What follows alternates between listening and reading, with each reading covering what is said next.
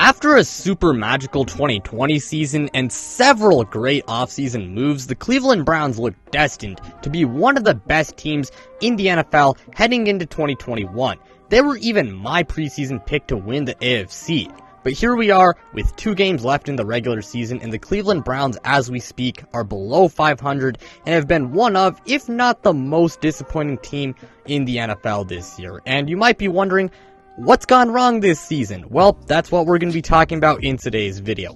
Before we get started though, please make sure you guys hit that like button if you enjoyed, as it really does help out the channel. And also make sure to subscribe if you guys are new and you guys enjoy this type of content, so you don't miss out on any new videos like this.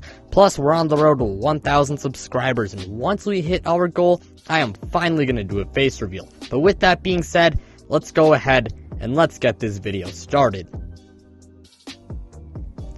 Now let's start out with the Browns offense. The Browns offense this year has been super disappointing. Now their run game, as expected, it's been absolutely phenomenal. As statistically, they are the 3rd best rushing attack in the league, and I mean that really should not be surprising. It's surprising. The Browns running back room, it's absolutely amazing. Nick Chubb, he is one of the best running backs in the league, and in my opinion, he's a top 3 running back. And even if you disagree with that, he's still a top 5 running back when healthy. Nick Chubb, he's an absolutely phenomenal player. Kareem Hunt, he's definitely the best backup running back in the league. Like, if he was starting on a different team, I have no doubt in my mind he would be a top 10 running back. Kareem Hunt is truly an amazing player, good as a runner, and he's also really good in the passing game as well. And Kareem Hunt, I will admit, he has missed a few games. He has missed quite a bit of games this year, so that really doesn't help. But when he's on the field, Kareem Hunt, he is definitely the best backup running back in the league. And also Dearness Johnson, he's emerged as has probably the best third string running back in the league. Like, the Browns running back room, it's absolutely insane, man. Like, their rushing attack, it's been amazing, and I don't think that should be surprising at all. Nick Chubb, he's amazing. Kareem Hunt, he's the best backup running back in the NFL, and Dearness Johnson, he's also emerged as a really valuable contributor to that Cleveland Browns team. The Browns also do sport maybe the best offensive line in the league. J.C. Tretter, he's definitely one of the better centers in the NFL.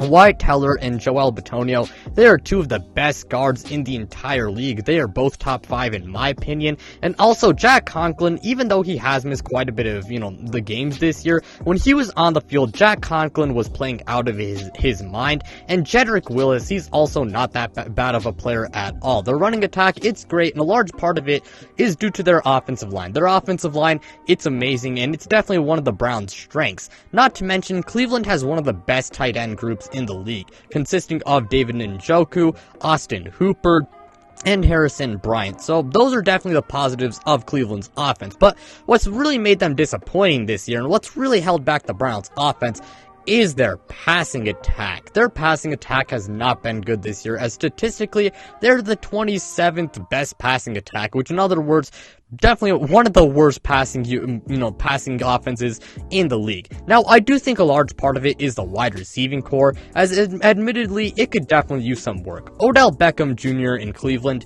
he did not work out, and letting go of him, I think that was the right move. He was just not a very good fit, and I mean, it was kind of inevitable once Odell Beckham's dad started to get involved. So yeah, man, letting go of him, I completely understand that move, and I 100%, agree with releasing him. However, no one can deny that his departure definitely made the group worse, and he definitely left a void in that Browns wide receiver room. Jarvis Landry, he's still a really good player, and he's still one of the better slot receivers in the league, but in my opinion, Jarvis Landry is far better as an elite number 2 wide receiver.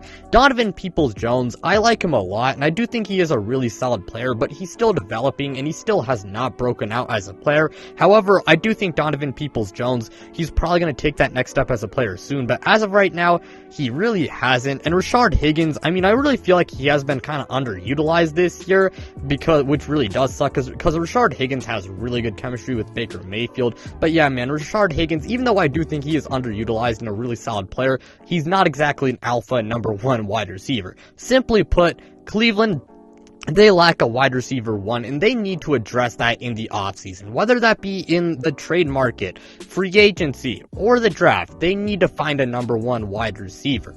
Now let's actually skip over to the defense, and we're going to be talking about quarterback last. The Browns' defense last year was absolutely awful, and it really held them back from, making it further in the playoffs. So because of that, the Cleveland Browns spent a lot of money trying to improve the defensive side of the ball. And they also did, use some of their draft picks to try and also attempt to improve the defensive side of the ball, and it definitely has worked out because the Browns defense, it really has improved. And the Browns defense, I think it's pretty good. Myles Garrett, he leads the front seven, and he is one of the best edge rushers in the NFL. I know a lot of Browns fans watching this video, they probably think he is the best edge rusher in the NFL, and I can't completely blame you because Myles Garrett, he's been absolutely amazing this year, and he's been a top 3 defensive player of the year candidate, and you can argue that he should win the award this year. Now, I'm not going to get into that debate right now, but Myles Garrett, he is an absolute monster. Jadeveon Clowney, he's also not that bad of a player at all. He's a fantastic run stopper, and he's also pretty good at getting pressure on the quarterback.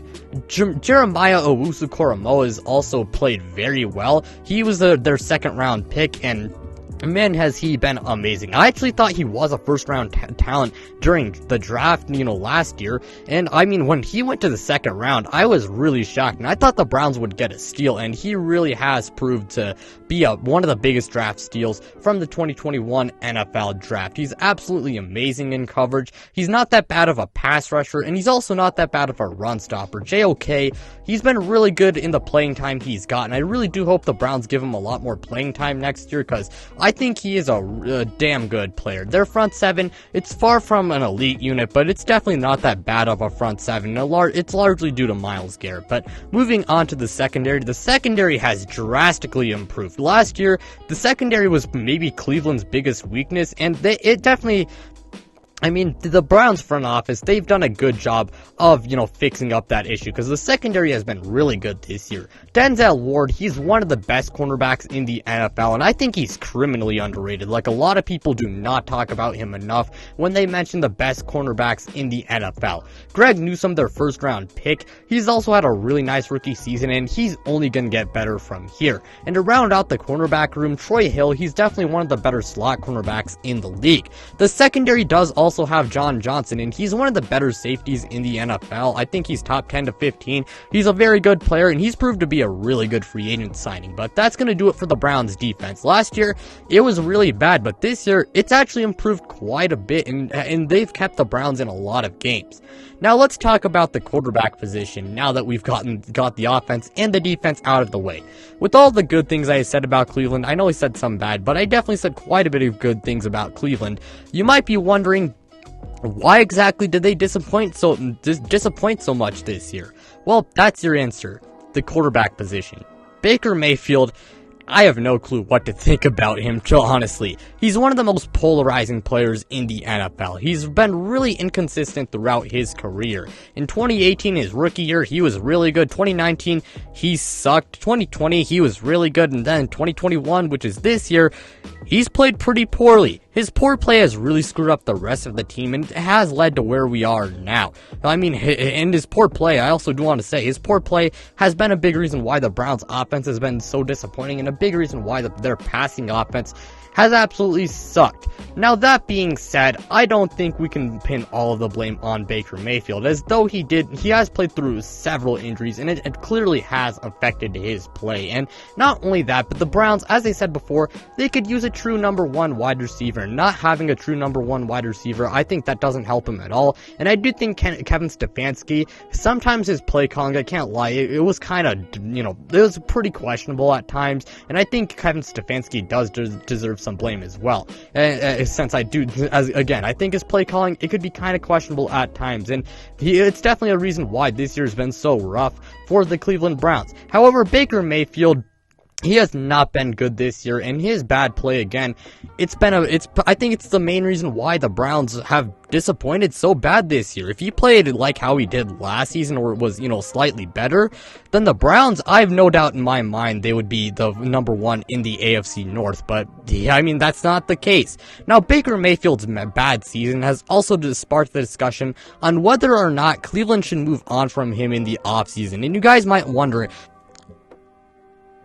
what's my input on that situation in the Browns potentially moving on from Mayfield in the 2022 offseason? Personally, I'm actually not 100% certain if the Browns should move on from him in this year's offseason. I know I kind of bashed Baker a few minutes ago, but the reason why I'm not certain if Cleveland should move on and select a quarterback in the draft this year, like in round 1, is because I feel like moving on immediately and moving on from him immediately and then selecting quarterback in round 1 would kind of put them back at square one, and it could potentially backfire in their face. They'd have to develop that quarterback, and if they're worse than Baker Mayfield, then it would it would just achieve the exact opposite of what they intended to do, and it would just backfire in the Browns' face, to put it quite simply. Not only that, but it should be noted that this year's quarterback class, it's pretty weak, so it's not like they can exactly get a guy who can be a superstar unless they were to, select someone like Malik Willis.